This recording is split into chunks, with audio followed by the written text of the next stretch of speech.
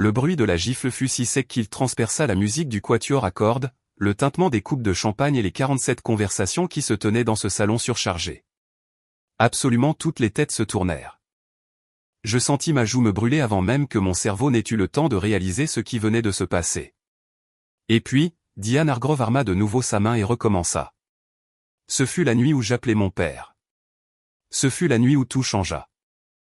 Mais pour comprendre pourquoi une femme de 58 ans, vêtue d'un blazer Chanel crème, se tenait dans son propre hall d'entrée et giflait la fiancée de son fils à 2 reprises devant 60 invités, il faut comprendre à quoi ont ressemblé les 4 mois qui ont précédé cette soirée de février. Il faut comprendre qui j'étais avant de devenir cette femme, debout, la marque d'une main lui brûlant le visage, luttant contre l'envie de pleurer devant des gens qui sortaient déjà leur téléphone. Je m'appelle Cali Merritt. J'ai 35 ans. Je suis architecte diplômé et j'ai mon propre cabinet. Enfin, un cabinet que je co-dirige, mais j'y reviendrai. Et j'ai passé la majeure partie de la dernière décennie à concevoir des maisons pour des gens vivant dans des banlieues identiques à celles où tout ce désastre a eu lieu. Je connais ces quartiers. Je connais les règles de l'association des propriétaires, les litiges concernant les clôtures de 2 mètres de haut, les disputes pour savoir si une lucarne viole techniquement le règlement sur la ligne de toit. Je sais comment l'argent se cache dans ces endroits. Niché derrière de modestes façades en briques et des garages pour 3 voitures. Je sais comment les gens mettent en scène leur richesse lors de soirées comme celle que Diane Hargrove avait organisée ce soir-là. Je pensais tout savoir sur le monde dans lequel j'entrais. Je me trompais sur presque tout. Laissez-moi vous ramener en arrière, avant la fête de fiançailles. À un jeudi matin de début octobre, où mon plus grand problème était une dérogation au zonage pour l'agrandissement d'une résidence à Naperville et un client qui n'arrêtait pas de changer d'avis sur les dimensions de l'îlot de cuisine. À l'époque où je pensais que ma vie se mettait enfin, véritablement, en place. J'étais avec Gareth Hargrove depuis 3 ans. Nous nous étions rencontrés lors d'un séminaire de formation continue sur les matériaux de construction durable. Pas vraiment la rencontre mignonne qu'on verrait dans une comédie romantique, mais ça fonctionnait pour nous. Il était promoteur immobilier commercial, 41 ans, divorcé une fois, sans enfant, grand, calme, le genre d'homme qui n'élevait jamais la voix parce qu'il n'en avait jamais besoin. Nous avancions prudemment l'un avec l'autre, comme ont tendance à le faire 2 adultes trentenaires qui ont déjà été échaudés. Nous sommes sortis ensemble pendant 1 an avant qu'il ne rencontre mon père. Nous sommes sortis ensemble une autre année avant que je ne rencontre sa mère. Cet écart aurait dû me mettre la puce à l'oreille. Ma vie, à l'époque, était vraiment belle, et je ne dis pas ça à la légère. J'avais travaillé pour l'obtenir, de cette manière ardue et acharnée que les femmes en architecture doivent souvent endurer. J'avais passé la fin de ma vingtaine dans un grand cabinet du centre-ville, à faire le travail qui a rendu d'autres noms célèbres. Et puis, à 31 ans, je me suis lancé à mon compte. Je me suis associé à un homme nommé Dex Callaway. Nous avions été collaborateurs juniors ensemble. Nous nous faisions confiance. Nous avions des compétences complémentaires. Il était le charmeur qui décrochait des clients lors des dîners. J'étais celle qui restait jusqu'à 23 heures pour s'assurer que les plans étaient impeccables. Nous avons bâti quelque chose de concret. Merritt Callaway Design comptait 8 employés, une solide réputation dans la banlieue nord de Chicago et un carnet de commandes qui m'a offert la première véritable stabilité financière que j'ai connue dans ma vie d'adulte. J'étais propriétaire de mon appartement, quasiment sans hypothèque, avec un prêt immobilier gérable et un bon taux que j'avais bloqué avant que tout ne parte en vrille avec les taux d'intérêt. J'avais une chienne nommée Ranch, une corneaude brune de taille moyenne que j'avais sortie d'un refuge où l'euthanasie était pratiquée à Joliet 3 ans plus tôt. Elle avait une oreille dressée et l'autre qui tombait. Et elle avait l'air le plus sérieux que vous ayez jamais vu sur un chien, comme si elle était toujours en train de calculer quelque chose. Elle dormait au pied de mon lit et accueillait Gareth chaque fois qu'il venait comme s'il était un inconvénient mineur qu'elle avait décidé de tolérer pour me faire plaisir. J'aime cette chienne plus que je ne peux l'expliquer adéquatement. Je veux que vous imaginiez le jeudi matin dont je parle. Ranch fait sa tête sérieuse près de la porte-fenêtre pendant que je me sers mon 2e café. Mon ordinateur portable est ouvert sur le comptoir de la cuisine, affichant les plans de l'agrandissement d'une maison à Wilmette. Gareth est à l'îlot, lisant quelque chose sur son téléphone, toujours dans le t-shirt gris avec lequel il a dormi, et la lumière qui traverse la fenêtre de la cuisine fait ce truc qu'elle fait début octobre, où tout semble avoir été trempé dans du miel. Il a levé les yeux de son téléphone et a dit « Maman veut qu'on dîne dimanche ». J'ai dit « Quel dimanche ?»« Ce dimanche. » Je me souviens avoir posé ma tasse de café avec précaution. J'avais rencontré Diane Hargrove exactement 2 fois à ce moment-là. Les 2 fois avaient été brèves, publiques et polissées. C'était le genre de femme qui vous fait la bise sans vous toucher et pose des questions pointues en souriant d'une manière qui n'atteignait jamais ses yeux. La première fois, moins de 4 minutes après notre rencontre, elle m'avait demandé quel était le chiffre d'affaires annuel de mon cabinet. J'avais esquivé avec aisance. J'avais l'habitude d'esquiver, car le monde de l'architecture est rempli de gens qui veulent vous jauger financièrement dès la première conversation. Mais j'y avais repensé en rentrant chez moi. C'est un truc habituel, avais-je demandé à Gareth. Un dîner du dimanche régulier ou un truc spécial? Il a souri de cette manière qu'il avait quand il était légèrement évasif. Pas malhonnête, pas exactement. Gareth n'était pas malhonnête. Ou du moins, je ne le pensais pas à l'époque. Juste sélectif. Elle veut mieux te connaître, a-t-il dit. Ça fait 3 ans qu'on est ensemble. Elle pense qu'il est temps. J'ai dit, d'accord. J'ai dit, bien sûr. Je me suis dit que les belles-mères difficiles étaient une expérience humaine universelle et que j'étais une adulte compétente qui avait géré des dynamiques interpersonnelles pires qu'une mère possessive avec des opinions bien arrêtées sur les choix de son fils. Ce que je ne savais pas, ce que Gareth ne m'avait pas dit, et c'est la partie qui me crispe encore la mâchoire quand j'y pense, c'était qu'il prévoyait de me demander en mariage à ce dîner. Il m'a fait sa demande au dessert, devant Diane et son mari Philippe, un homme silencieux qui dégageait cette énergie particulière de celui qui a appris depuis longtemps à ne pas se mettre en travers du chemin de sa femme. Gareth s'est agenouillé à côté de la table de la salle à manger, dans cette maison immaculée de Barrington, il a dit les choses que l'on dit quand on fait une demande en mariage, et j'ai dit oui, et je le pensais de tout mon être. J'avais 35 ans. J'avais été prudente et réfléchie dans cette relation. Je l'aimais. Diane m'a serré dans ses bras. Elle a dit, « Bienvenue dans la famille, ma chérie. » Elle l'a dit d'une voix chaleureuse. Je pensais que c'était un commencement. C'était en fait une performance. Le changement fut subtil au début. Un commentaire à Thanksgiving, oh oui, nous passions Thanksgiving avec sa famille, ce qui, avec le recul, je comprends, était en soi une démonstration de force sur le fait qu'elle avait toujours imaginé que le mariage de Gareth se tiendrait dans un lieu à Lake Forest que la fille de sa camarade d'université avait utilisé. Pas agressif, juste une déclaration lâchée dans la conversation. Comme on jette une pierre dans l'eau pour ensuite regarder les ondes se propager. J'ai souri et dit que Gareth et moi n'avions pas encore vraiment discuté des lieux. Elle a dit, bien sûr, et est passée à autre chose. Puis il y a eu l'épisode de la veille de Noël, où elle a mentionné nonchalamment au cousin de Gareth que je faisais du travail d'architecture, d'un ton qui suggérait que je dessinais des abris de jardin au noir. Son cousin m'avait regardé avec cette pitié si particulière des banlieues chics pour laquelle je n'ai aucune patience. Le genre qui dit, « Oh, vous avez un travail. C'est courageux. » Et Gareth avait changé de sujet sans corriger la présentation des faits de sa mère. J'en ai parlé dans la voiture en rentrant. J'ai dit, elle a fait comme si je faisais des dessins en freelance depuis une cave. Gareth a répondu, elle ne comprend pas vraiment ce que font les architectes. Elle ne le pensait pas à mal. J'ai dit, elle m'a demandé notre chiffre d'affaires annuel la première fois qu'on s'est rencontrés. Elle comprend exactement ce qu'elle demande. Il est devenu silencieux. C'était une autre facette de Gareth.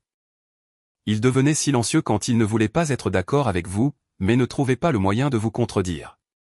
J'avais toujours interprété cela comme de la prévenance.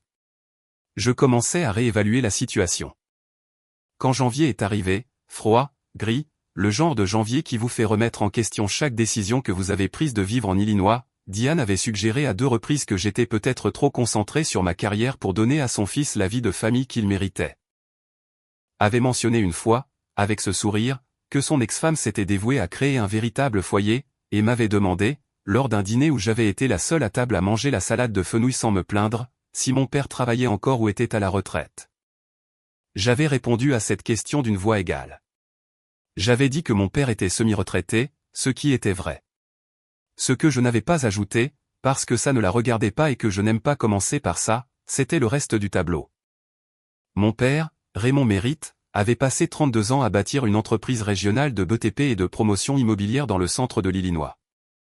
Il avait commencé avec une camionnette et un prêt de $4 000, et il en avait fait quelque chose qui gérait maintenant plus de 40 millions de dollars d'actifs dans 3 États. Il était discret à ce sujet. Il conduisait un F-150 de 12 ans et appelait encore les entrepreneurs par leur prénom et se souvenait des anniversaires de leurs enfants.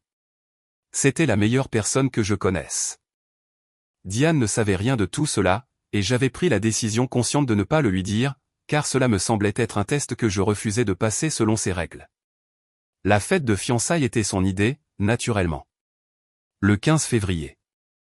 Elle avait choisi la date elle-même, un samedi, le lendemain de la Saint-Valentin, pour que les décorations soient encore en place dans le lieu qu'elle avait choisi, un club privé à Barrington auquel sa famille appartenait depuis 22 ans. Elle avait invité 60 personnes, dont la plupart que je n'avais jamais rencontrées. Elle avait choisi le traiteur. Elle avait choisi les fleurs. Quand j'ai suggéré gentiment que Gareth et moi pourrions vouloir avoir notre mot à dire sur la liste des invités, elle m'avait regardé avec une expression d'une confiance si sereine que je me suis senti comme une enfant demandant à réarranger les meubles dans la maison de quelqu'un d'autre.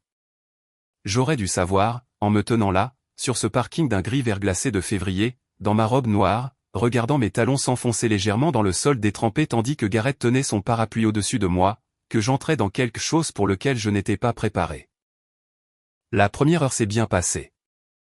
Champagne, présentation, l'épuisement particulier que ressent la femme que tout le monde veut évaluer sans en avoir l'air. J'ai souri jusqu'à en avoir mal au visage. J'ai parlé du cabinet. J'ai parlé de la maison que Gareth et moi prévoyions d'acheter à Inverness, une maison pour laquelle, de manière un peu absurde, j'avais déjà esquissé des plans d'étage préliminaires dans mon carnet personnel. Parce que c'est ce que font les architectes. On ne peut pas s'en empêcher. J'ai parlé à Philippe, qui était sincèrement gentil à sa manière discrète, et à la sœur de Gareth, Renata, qui semblait presque s'excuser pour toute la soirée d'une manière que je n'arrivais pas à déchiffrer. Et puis Diane m'a prise à part. Elle m'a guidé vers le couloir près du vestiaire, loin de la salle principale, une main sur mon coude. Sa poigne était étonnamment ferme. Je me souviens avoir pensé qu'elle sentait le Chanel numéro 5 et que c'était approprié. Elle a dit, « Je veux te parler de quelque chose avant que ça n'aille plus loin. » J'ai dit, « Bien sûr. » Ma voix était stable. J'en étais fier. Elle a dit, « Je me suis renseigné sur ton cabinet. » Une pause. Sur toi. J'ai senti mon estomac se nouer. Non pas que j'ai quelque chose à cacher, mais la façon dont elle l'a dit, son calme délibéré, étudié, m'a dit qu'elle pensait avoir trouvé quelque chose. Dex Callaway m'a appelé, a-t-elle dit. Et voilà, c'était dit. La pièce a semblé basculer légèrement. Dex, mon associé, l'homme avec qui j'avais bâti Merritt Callaway pendant 6 ans, l'homme qui avait une clé du bureau et accès à tous nos comptes financiers et connaissait chaque relation client que nous avions. Dex avait appelé la mère de Gareth. Il m'a dit des choses très intéressantes sur l'état des finances de ton cabinet, a dit Diane. Sa voix était parfaitement agréable, de la même manière qu'un scalpel est parfaitement précis. Et sur certaines décisions que tu as prises à son insu. Il est très inquiet. J'ai dit, pardon, Dex vous a appelé. Il s'inquiète pour son investissement, a-t-elle dit. Et franchement, moi aussi. Mon fils prévoit d'unir sa vie à la tienne. J'ai le droit de savoir à quoi m'attendre. J'ai ressenti cette clarté froide qui vient lorsque la colère essaie de se transformer en quelque chose de plus maîtrisé.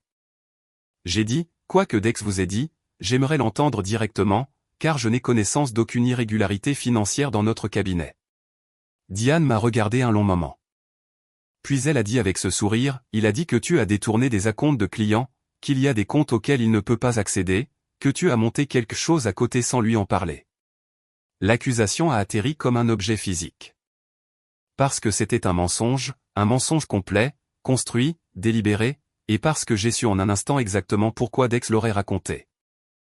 Mais je n'ai pas eu la chance de répondre, car c'est à ce moment-là que Gareth s'est approché avec 2 coupes de champagne et une expression qui m'a dit, de la manière spécifique dont on peut lire quelqu'un qu'on a aimé pendant 3 ans. Qu'il avait entendu au moins une partie de ce que sa mère venait de dire. Et Diane a regardé son fils, puis elle m'a regardé à nouveau et a dit, assez fort pour que les 2 couples les plus proches de nous entendent chaque mot, je ne laisserai pas une petite fraudeuse sans le sou entraîner mon fils dans le pétrin qu'elle a fait de sa vie. Et puis elle m'a giflé. Le silence se fit dans la pièce par vagues, se propageant depuis le point d'impact. Je suis resté là, la main levée à mi-chemin de ma joue, sans la toucher, mon cerveau faisant ce qu'il fait en état de choc, essayant de trouver l'explication logique à quelque chose qui n'en a aucune. Elle a recommencé. Plus fort. Gareth a dit, maman. D'une voix trop faible, trop tardive, trop incertaine. J'ai baissé la main.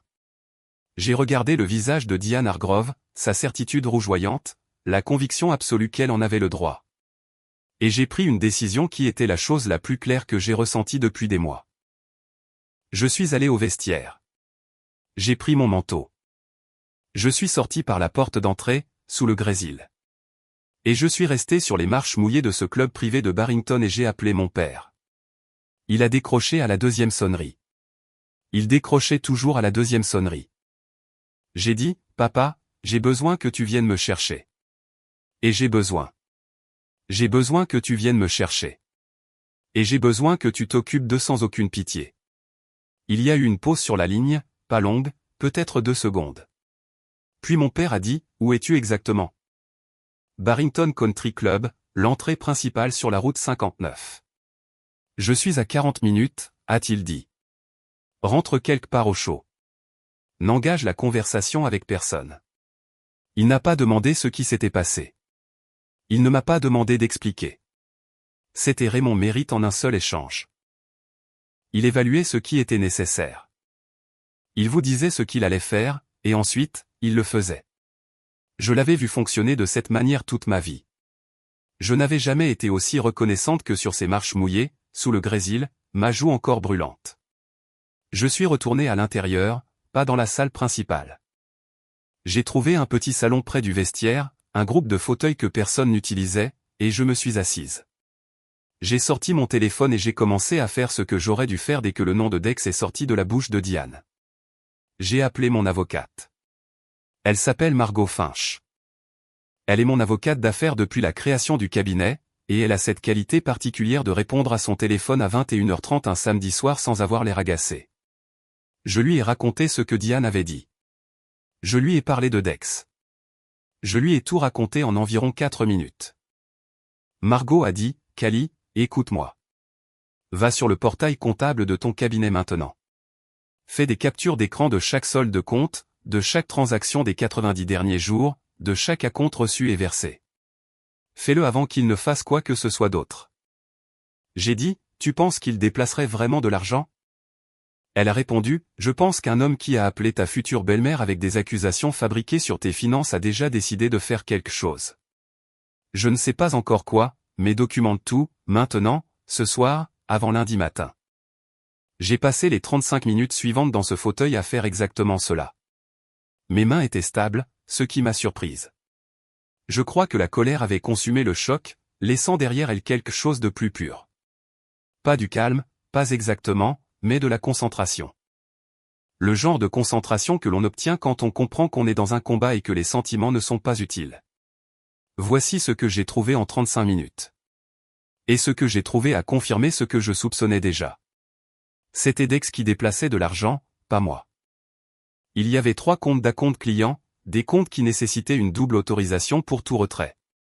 Et sur 2 d'entre eux, le journal d'autorisation montrait que Dex avait ajouté un utilisateur secondaire 3 semaines plus tôt, un nom que je ne reconnaissais pas. Il avait mis en place l'infrastructure pour vider ses comptes et me faire porter le chapeau pour les irrégularités. L'histoire qu'il avait racontée à Diane n'était pas un mensonge qu'il avait inventé pour la monter contre moi. C'était un scénario. C'était la couverture pour ce qu'il était déjà en train de faire. J'ai envoyé les captures d'écran à Margot, les 47. Elle a répondu par SMS 3 minutes plus tard. Tout ira bien pour toi. Ne dis pas un mot à qui que ce soit à cette fête à ce sujet. Ton père arrive. J'ai dit, oui. Elle a dit, bien. J'ai entendu le changement dans la salle principale avant de le voir. Le quatuor à cordes avait cessé de jouer. Le registre des voix avait changé, plus bas, plus délibéré. L'acoustique spécifique d'une pièce où il se passe quelque chose que tout le monde veut regarder, mais que personne ne veut admettre regarder. Je me suis levé de mon fauteuil et j'ai regardé au coin du mur. Mon père était arrivé en 38 minutes. Je ne sais pas comment il a conduit aussi vite, mais Raymond Mérite a toujours eu une relation particulière avec l'urgence. Il se tenait juste à l'entrée principale, toujours dans ses vêtements de travail, pantalon sombre, une veste en toile doublée de flanelle, des bottes de travail qui avaient manifestement servi. Il avait 64 ans, et ce n'était pas un homme physiquement imposant comme on pourrait l'imaginer si je vous racontais cette histoire. Il était de taille moyenne, mince, avec des cheveux gris et le genre de visage buriné qui vient de décennies passées réellement à l'extérieur sur des chantiers. Il avait l'air complètement déplacé dans cette pièce raffinée remplie de gens en tenue de cocktail. Il avait aussi 2 hommes avec lui. L'un était son avocat, Warren Chu, que j'ai reconnu immédiatement, un homme compact dans la cinquantaine avec des lunettes à monture métallique. Qui représentait l'entreprise de mon père depuis 15 ans et avait l'autorité tranquille de quelqu'un qui avait gagné suffisamment de procès pour ne plus avoir besoin de jouer la comédie. L'autre homme, je ne l'ai pas reconnu tout de suite, puis si. C'était Frank Delgado, qui dirigeait l'agence régionale d'un groupe bancaire commercial avec lequel l'entreprise de mon père travaillait depuis plus d'une décennie. Frank était en veste de sport. Il était venu ici un samedi soir. Diane Hargrove se dirigeait vers mon père avant même qu'il n'ait traversé la pièce. Je pouvais voir à la posture de ses épaules qu'elle avait décidé qu'il était un invité indésirable qu'elle allait gérer.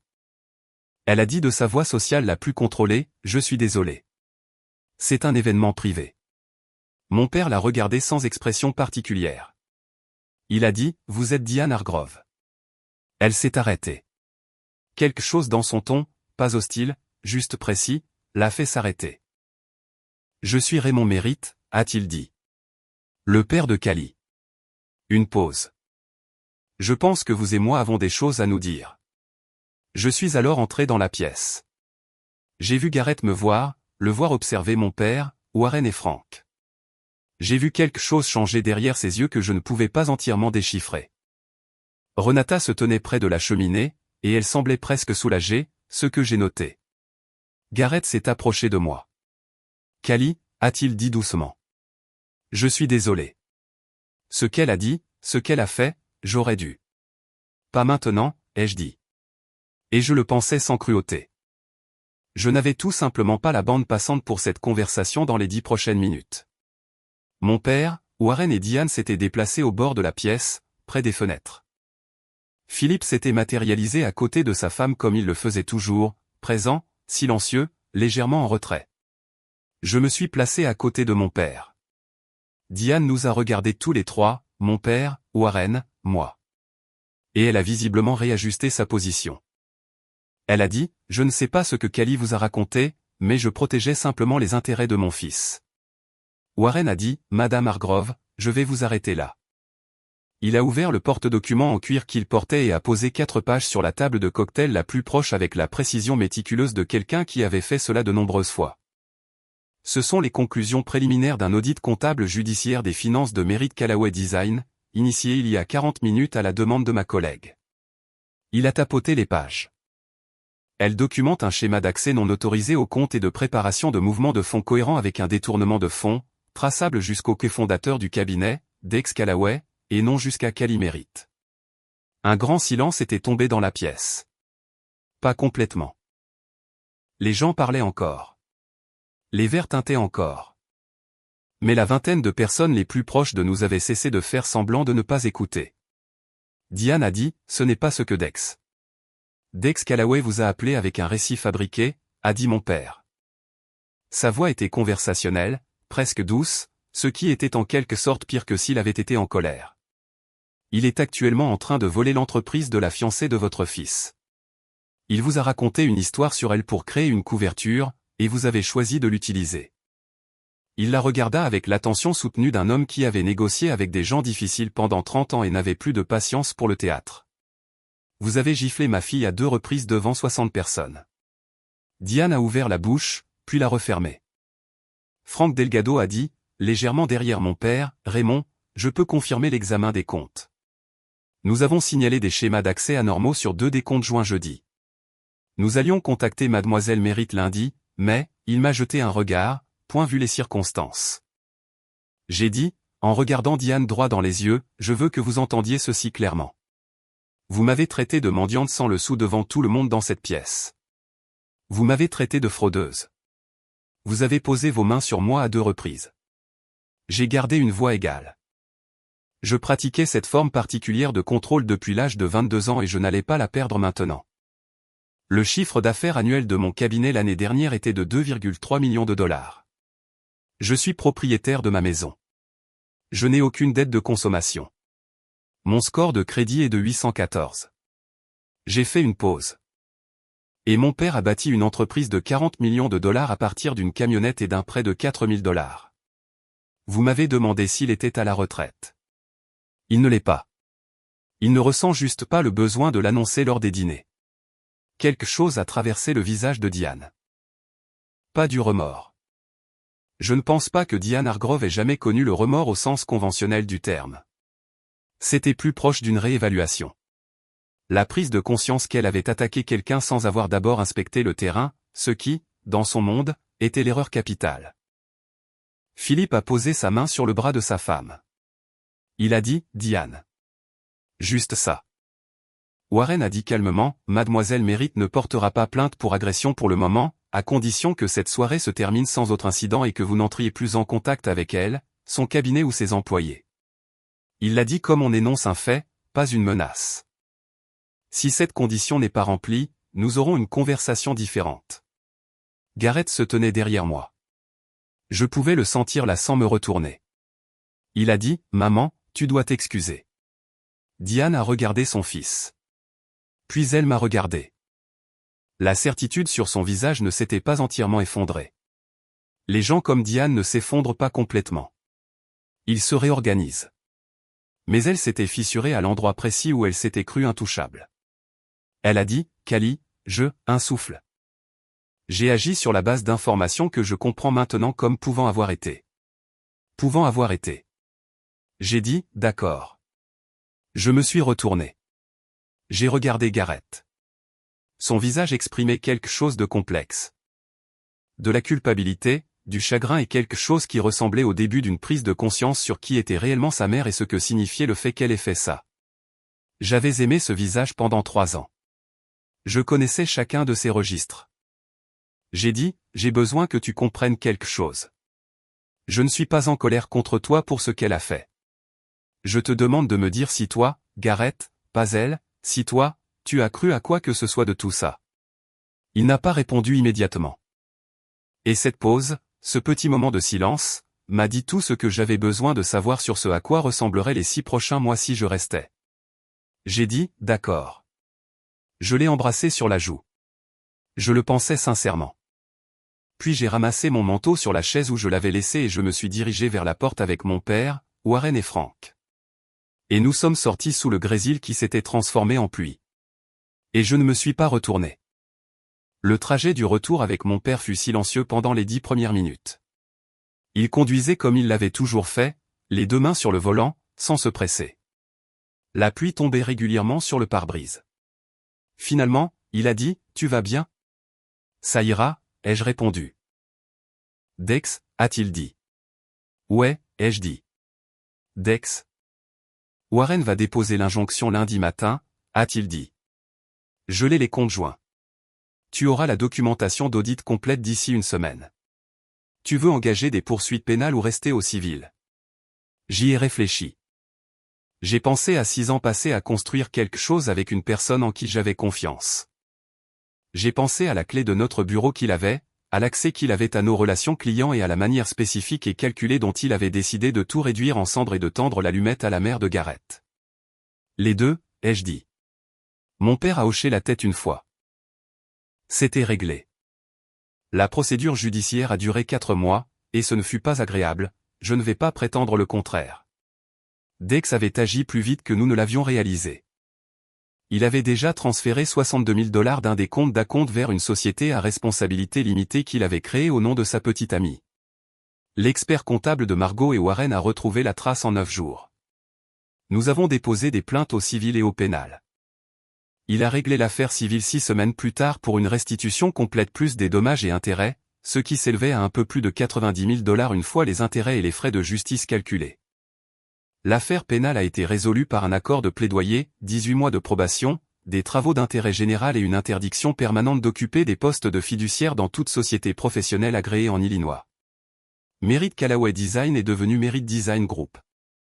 En mars, j'ai racheté ses parts dans le cadre du règlement. J'ai promu notre chef de projet, une femme nommée Sacha Okafor, qui était avec nous depuis 4 ans et qui était, franchement, meilleure que Dex dans la moitié de son travail, au poste de directrice associée. Nous avons embauché 2 nouveaux architectes juniors en avril. Le cabinet est intact. Mieux, en fait. Plus sain. Gareth et moi avons rompu nos fiançailles 2 semaines après la fête. Ce ne fut pas une conversation dramatique. Nous nous sommes assis dans son appartement et avons parlé pendant 3 heures, et ce qui en est ressorti était honnête, triste et nécessaire. Il aimait sa mère de la manière particulière dont les gens aiment quelqu'un qui a toujours rendu leur monde à la fois plus petit et plus sûr. Et il n'était pas prêt à cesser de le faire. Peut-être y arriverait-il un jour. Je l'espérais sincèrement. Mais j'avais 35 ans, j'avais travaillé trop dur et bâti trop de choses pour attendre qu'un homme décide s'il croyait en la version de sa mère ou en la vraie moi. J'ai gardé la bague environ 2 jours, puis je l'ai rendue parce que c'était une belle bague et que je ne voulais pas la regarder. Diane Hargrove ne s'est jamais excusée. Pas vraiment. Pas d'une manière qui soit sincère. Elle a envoyé un mot par l'intermédiaire de Warren, 3 lignes, prudente et juridique, exprimant ses regrets pour toute détresse causée. Je l'ai lu une fois et l'ai mis dans un dossier, et je n'y ai pas beaucoup repensé depuis. Renata m'a appelé en mars, la sœur de Gareth. Elle a dit, je veux que tu saches que je lui ai dit qu'elle avait tort. Je le lui ai dit avant qu'il ne fasse sa demande, en fait. Je lui ai dit qu'elle ferait quelque chose comme ça. Elle a fait une pause. Je suis désolé qu'il n'ait pas écouté. J'ai dit, merci de dire ça, Renata. Ça compte. Et ça comptait, plus que je ne l'aurais cru. Mon père, de son côté, n'a jamais dit, je te l'avais bien dit. Parce que Raymond Mérite n'est pas ce genre d'homme. Ce qu'il a fait, c'est se pointer à mon appartement le week-end après la fin des fiançailles avec les friandises préférées de ranch et un gratin que sa femme de ménage avait préparé. Et il s'est assis à mon comptoir de cuisine et a bu du café pendant que je parlais, et il a écouté comme il avait toujours écouté, complètement, sans arrière-pensée, sans essayer de réparer ce qui n'avait pas besoin d'être réparé. À un moment donné, j'ai dit, je pensais vraiment que j'avais tout compris, cette fois. Il a dit, tu as compris. Simplement plus vite que tu ne le pensais.